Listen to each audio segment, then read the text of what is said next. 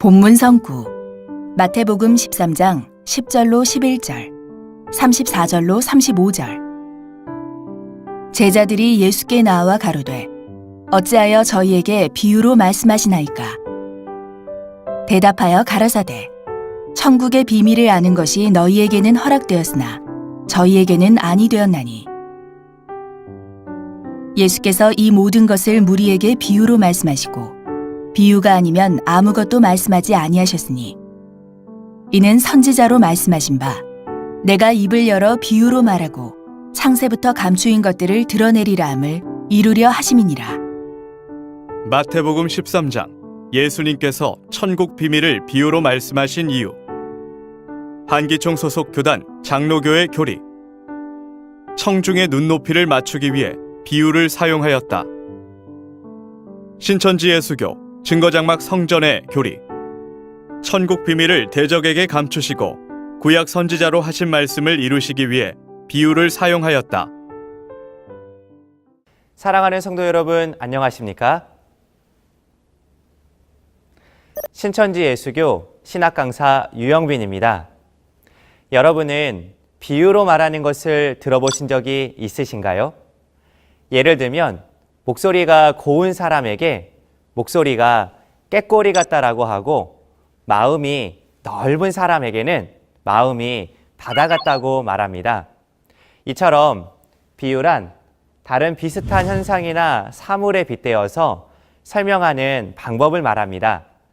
그런데 혹시 성도님들께서는 약 2000년 전 초림 때 예수님께서도 비유로 말씀하신 것을 알고 계신가요? 마태복음 13장 34절을 보면 예수님 초림 때 예수님께서는 천국 비밀에 관하여 비유로만 말씀하셨다고 합니다. 왜 천국에 대한 비밀을 비유로만 말씀하셨을까요? 먼저 한기총 소속 장로교 선교사님이 쓰신 글에 대한 내용을 살펴보겠습니다. 한기총 소속 장로교 선교사님은 예수님께서 배움의 정도가 전반적으로 하향 평중화된 청중을 대상으로 그들의 눈높이에 맞추기 위해 비유라고 하는 독특한 방법으로 가르치신 것이다라고 말하였습니다. 선교사님의 말씀처럼 성도님들 중에는 예수님께서 이해하기 쉽게 설명하기 위해 비유를 베푸셨다고 생각하시는 분들이 많이 계실 것입니다. 물론 그런 경우도 있습니다. 예를 들면 예수님께서 어찌하여 형제의 눈 속에 있는 티는 보고 내 눈 속에 있는 들보는 깨닫지 못하느냐고 하신 말씀에서 티는 작은 허물을, 들보는 큰 허물을 가리킵니다. 이 비유는 이해를 돕기 위해 사용한 예라 할 수 있습니다. 하지만 마태복음 13장의 천국 비밀을 기록한 비유의 경우 도무지 그 뜻을 이해하기가 어렵습니다. 예수님께서는 천국을 비유하여 말씀하시기를 천국은 마치 사람이 자기 밭에 갖다 심은 겨자씨 한 알과 같은데 그 씨는 씨 중에 가장 작은 것이로되 자라서 나무가 되니 공중의 새들이 와서 깃들인다라고 말씀하셨습니다. 여기서 씨는 무엇이며 씨가 뿌려진 밭은 무엇일까요? 또 그 씨가 자라서 나무가 된다고 하였는데 이 나무는 무엇일까요? 그리고 그 나무에 깃들이는 새는 무엇일까요? 여러분들은 지금 예수님의 비유를 듣고 이것이 무엇인지 이해가 되십니까? 한기총 소속 장로교 선교사님 말처럼 비유로 말한 것이 청중의 눈높이를 맞추기 위함이라면 이 비유를 듣는 성도는 이해가 되어야 하지 않겠습니까? 또한 마태복음 13장 10절을 보니 천국의 비밀을 아는 것이 저희에게는 허락되지 않았다라고 말씀하셨을 뿐 아니라 저희에게 비유로 말하는 것은 보아도 보지 못하며 들어도 듣지 못하며 깨닫지 못함이라고도 하셨습니다. 예수님의 제자들도 이해를 하지 못하고 이 비유의 뜻이 무엇인지 질문한 것을 보면 청중의 눈높이에 맞추기 위해 비유를 사용하신 것이 아니었다라는 것을 알 수 있습니다. 사랑하는 성도님들, 예수님의 말씀과 한기총 소속 장로교 선교사님의 말이 다르지 않습니까? 한기총 소속 장로교의 선교사님은 스스로를 하나님의 종이라고 말하면서 하나님과는 전혀 다른 말을 하고 있는 것을 보니 요한복음 3장 31절에 땅에서 나뉘는 땅에 속하여 땅에 속한 것을 말한다라고 하신 말씀처럼 사단과 마귀에게 속하여 사단의 씨, 곧 사단과 마귀의 말을 증거하고 있다라는 것 아니겠습니까? 그럼 신천지의 성경적 바른 증거를 통해 하나님의 뜻을 알아보겠습니다. 예수님께서 천국 비밀을 비유로 말씀하신 이유는 다음과 같습니다. 첫째, 마태복음 13장 34절에서 35절에 옛 비밀한 말을 비유로 발표할 것이라는 시편 78편의 예언을 이루기 위해서입니다. 둘째, 천국 비밀을 알아서는 안 되는 대적들에게 감추기 위해서입니다. 대부분의 성도님은 모든 사람이 천국 비밀을 아는 것이 좋을 텐데 굳이 숨겨야 할 이유가 있겠느냐고 생각할 것입니다. 하지만 천국 비밀을 하나님의 원수인 사단과 마귀가 알게 된다면 하나님 나라를 방해하기 때문에 비유로 감추어 두신 것입니다. 비밀은 아무에게 알려주지 않고 믿을 수 있는 사람에게만 알려주는 것입니다. 세상 군대에서도 암호가 있는 이유는 전쟁 시 적군과 아군을 구분하기 위함입니다. 암호가 알려지게 되면 모든 비밀이 탄로나게 되고 전쟁에서 패할 수 있기 때문입니다. 이와 같은 이치처럼 하나님도 하나님 나라에 대한 비밀을 비유로 알려주시고 하나님의 자녀로 비유를 깨닫게 하여 사단, 마귀와 싸워 이기게 하십니다. 사단, 마귀 소속은 천국의 비밀을 비유로 말할 때 보고, 듣고, 깨닫지 못한다고 예수님께서 말씀하셨습니다. 초림 때 서기관들과 바리새인들처럼 주 재림 때에도 사단에게 속한 사람들이 천국 비밀을 안다면 하나님께서 이루시고자 하는 뜻을 방해할 것입니다.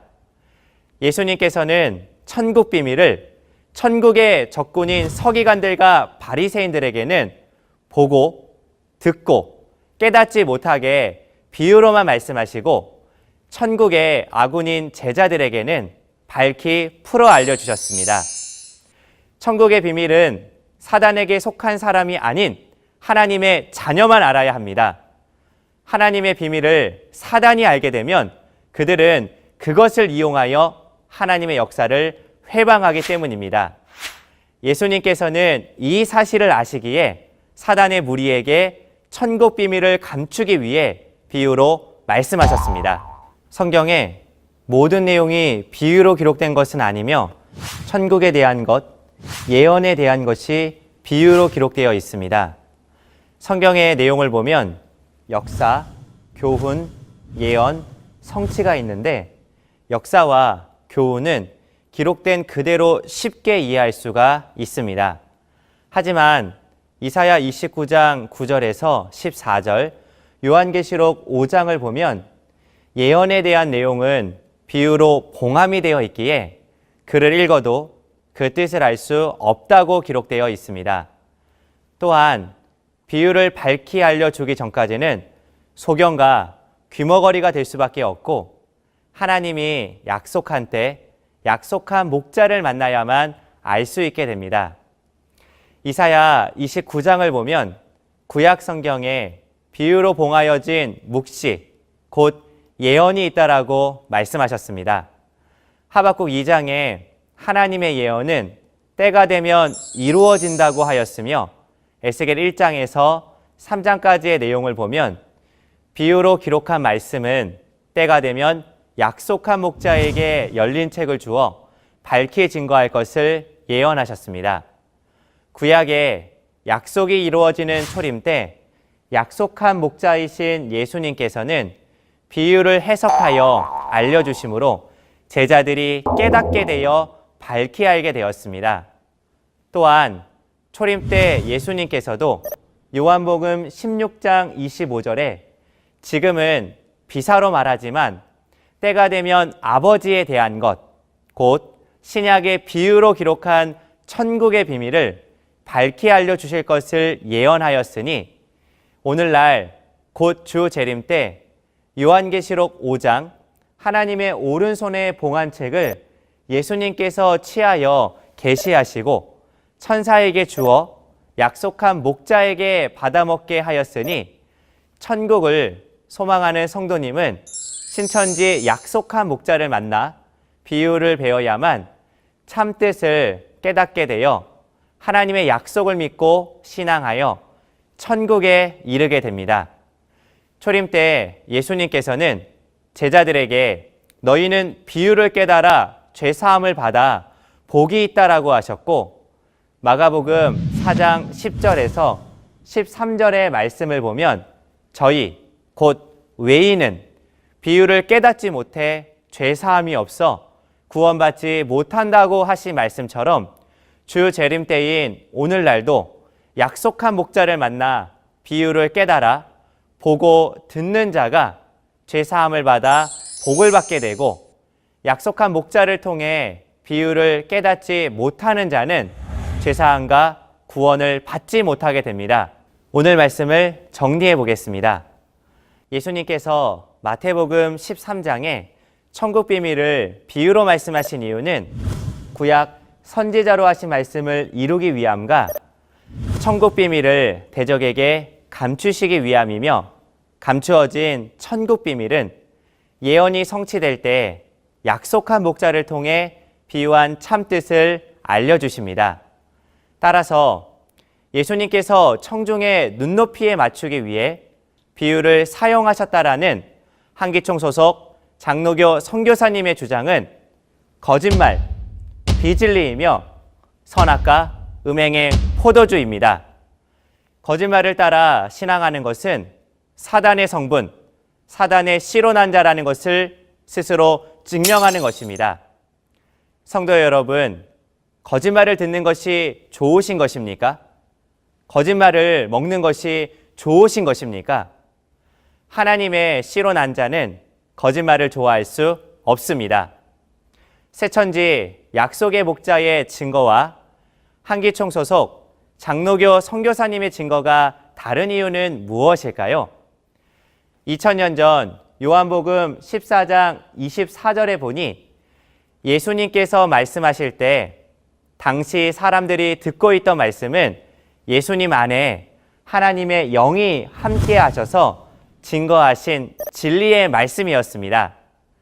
오늘날 새천지의 약속한 목자는 하나님과 예수님의 영이 함께 하셔서 요한계시록 10장에 계시 말씀을 받아 먹으셨기에 성경 66권 인류 최고의 진리를 증거할 수 있는 분입니다. 신천지 약속한 목자를 만나서 하나님의 진리의 씨로 거듭나게 되면 참 하나님의 자녀가 됩니다. 반대로 요한복음 8장 44절에 보니 사단이 들어쓰는 사단의 목자는 거짓말을 하게 됩니다.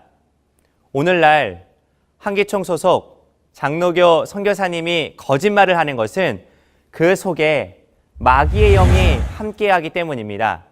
그 거짓말은 마귀의 씨입니다. 그 씨로 나게 되면 마귀의 자식이 되어 마귀와 함께 지옥으로 가는 것입니다. 하나님의 씨로 난 자는 하나님의 아들이 되어 하나님과 함께 천국에 이르지만 마귀의 씨인 거짓말로 난 자는 지옥에 가서 세세토록 고난을 받게 됩니다.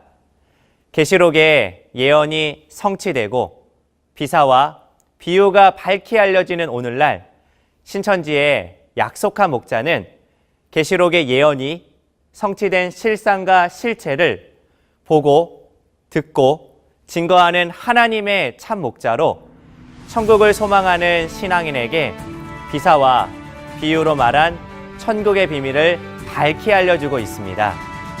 예수님께서 교회들을 위하여 보내주시겠다고 약속하신 사자, 곧 약속한 목자가 있는 신천지에 오셔서 비유의 참뜻을 배워 보고 듣고 깨달아 소경이었던 눈을 뜨고 귀머거리의 귀가 열리고 벙어리의 혀가 노래할 수 있는 하나님의 귀한 자녀 되시길 바라겠습니다.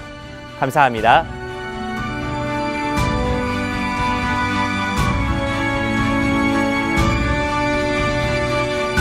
바른 증거를 한 것은 오직 성도들의 성경 지식과 올바른 신앙을 위한 것입니다. 주석 및 자의적 해설은 증거물이 없고 계시는 증거할 실상이 있습니다. 판단 기준은 성경 말씀에 입각해야 합니다.